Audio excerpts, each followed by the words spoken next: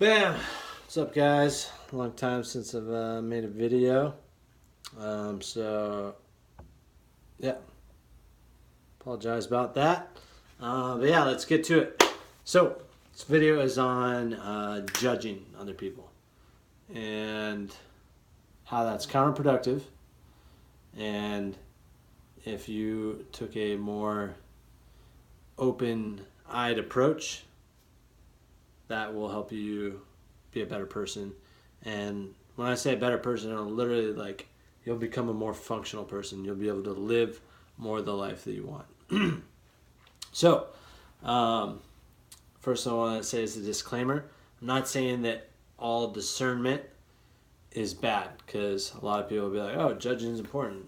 Yeah, you need to be able to discern the world. You need to be able to recognize people that are bad or about to do bad things, whatever.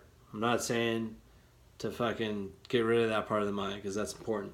What I am saying, though, is there's a lot of useless judging that your mind does that literally, not only does it not benefit anything, externally, internally it does some negative effects. And then also externally, it prevents you from, being the best person that you can be. Sorry, it's getting a little crooked. All right, cool. So, of those three things I just mentioned.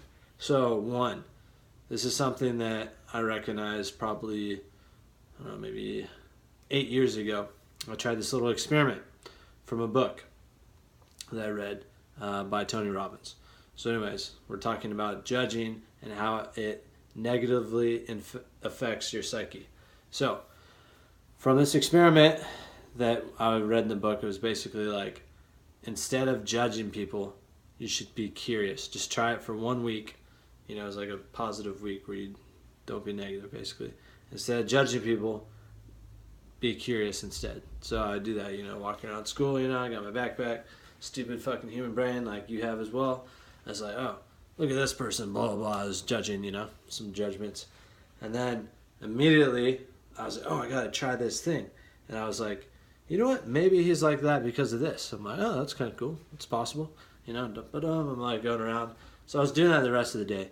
And then probably 7 hours later, I'm at home and just hanging out. So while I'm in college. And I got this paranoid thought. And as soon as that paranoid thought came in, it was a paranoid thought of my roommate misinterpreting something I was doing. I can't remember exactly. So anyways, as soon as that paranoid thought came in, I got another thought that came in, and that was, oh, I'm curious. Maybe he actually wouldn't see it that way. Maybe he'd be curious just like I was. So anyways, that is a fucking age-old truth right there in itself. And it even says it in the Bible. So this is thousands of years old, this characteristic that exists in our human mind. And you can hear it in the Bible and the Sermon on the Mount. I don't know the exact wording, but it basically says, at what length you measure others, that it will be measured back at you. And what areas you judge others, it will be measured right back at you. So anyways, it fucking says that. It says that in I'm pretty sure it's the same paragraph that also says, why do you judge the speck in your brother's eye when you have a log in your own eye? So, anyways, just for that reason itself and how it affects your own state of being. You know what? This might be a 3-part video. We'll get into another example. So there's this girl I used to date. I don't know, I wouldn't say I dated her. We hung out a couple times in Santa Cruz, and she was very, very vocal. I remember before we had even hooked up or anything, she was in my human sexuality class. No, she was in my psychology class, and in our psychological disorders, we had a sexuality section.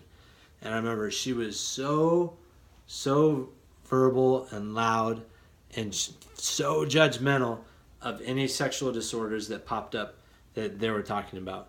And even ones for men, I think even maybe ones for women, I don't remember exactly. So anyways, I remember that experience with her. That's like the one thing that really stuck out in that class. I mean, she's an attractive brunette girl, but that's about it that would really stick out.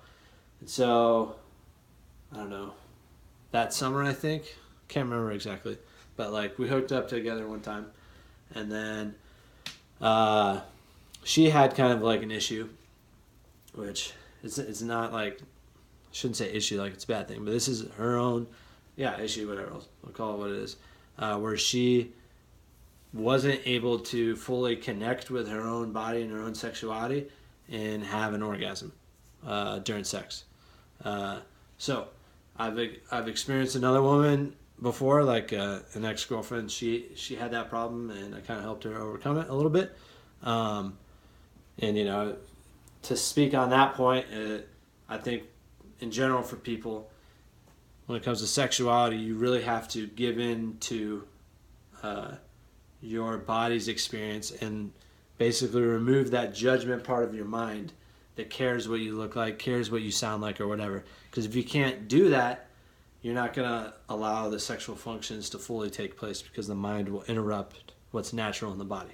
So I'm speaking purely on like the actual act of sex. I'm not getting into morality. That's a whole other aspect, and you can have your own opinions on that. Also, I'm speaking of the actual functions of orgasm and other functions like, getting an erection as a man, whatever. So all those things, judgment can interfere with that natural process in the body. So, from hanging out with her a couple of times and knowing that she kind of had that, we talked a little bit, and she told me how she's had that issue. And, it's like she's young, she's still figuring it out in a way. But it was interesting because we later had a class together. It's called Personal Empowerment. And in that class, we're like super honest with each other.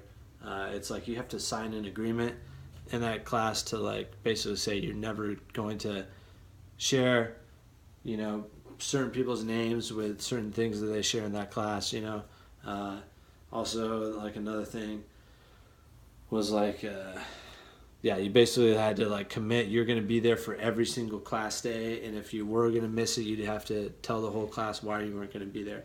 There's only like 20 or 30 people, but you have to write in a journal and be fucking real and honest and like let it out and share it with other people. So anyways, we had one class day on sexuality in that class. In the class Personal Empowerment is what it's called.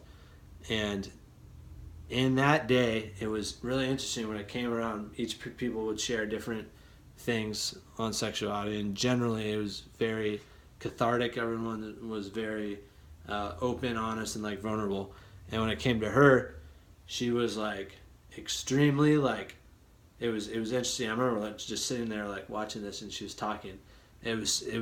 Her front was up so much, it was insane. Like she didn't once talk about the fact that she isn't able to sexually experience, an orgasm with another man. When it came to her, she was like, "Oh, sex! I love sex. Like everything about it. I love talking about it. Blah blah blah blah blah blah. Say, I want to be a sexual therapist someday." And blah blah blah. And that's like what she said. And I remember just being like, "Wow, this is really interesting." It's like, yeah, she's like really open about it, but when we actually had sex, I remember it like part of it, like I sensed that she like was like performing for me, just like a little bit, just little subtle things that like you can tell that they're like more focused on trying to look sexy for you than they are just experiencing that experience. So I know it'd be easy to say like, oh, maybe you just didn't do it right. Yeah, maybe, but she was honest with me, or maybe she was lying that, she was unable to do that. But if you can put all that aside for a second and think about these concepts. So, one, that is a common occurrence that happens with women. You can look it up or whatever. No matter who you are, that whatever. Two, when people are insecure about something, a lot of times they will, because they're insecure, they will hide that fact. And that probably at some level, because like I said earlier, at what measure you judge others, it'll be judged back at you. So, like I saw in that class, in our first class we had together, the abnormal psychology class, the amount of like judgeful comments that came out of her mouth was probably measured back at her because of, and it is evident in the fact that she was unable to like have an orgasm herself. So, yeah, those are a couple examples on why you shouldn't judge other people. So that is just the psychological effects that it has on yourself, the detriment that it does to your psyche, and something you should be aware of. So next I'm going to talk about two things.